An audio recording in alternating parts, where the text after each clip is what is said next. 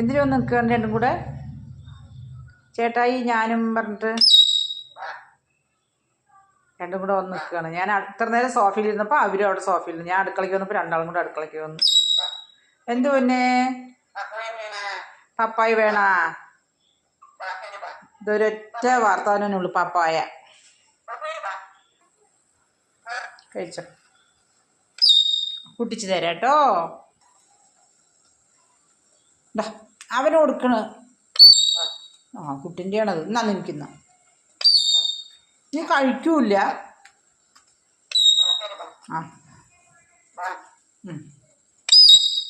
അതും വായി വെച്ച് കത്തി നോക്ക്.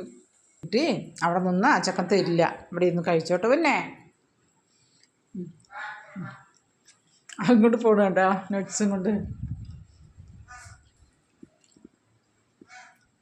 വായി തന്നെ വെച്ച് നിൽക്കുന്ന ആള്. എൻ്റെ വേണേ പപ്പായ. അത് പപ്പായ തന്നെ. ഞാൻ കീഴാർനെല്ലി വെള്ളം തിളപ്പിക്കണം കണ്ടോ. അത് ആഴ്ച 2-3 പ്രാവശ്യം ഞാൻ കഴിക്കുന്നുണ്ടോ. നല്ലതാണത്. മഞ്ഞപ്പിത്തം വരില്ല. ഇനി എന്തിനു വന്ന് നിൽക്കുകയാണ് നിങ്ങൾ? എന്തിനു വന്നിരിക്കുകയാണ് രണ്ടും കൂടെ? ഹലോ പൊന്നുകുട്ടി, ഞാൻ അടുക്കളയിൽ കടലക്കറി വെക്കുകയാണ്. ഗ്രീൻ പീസ് കറി വെക്കുകയാണ്. രണ്ടും കൂടെ വന്ന് നിൽക്കുന്ന കണ്ട. എന്താണ്? ബാ, ഒരാൾ കയറി. ബാ എൻ്റെ മോനും ബാ. ഓ എന്റെയാണ് ഇങ്ങനെ അടുക്കളയിൽ വന്ന് നിൽക്കുന്നേ?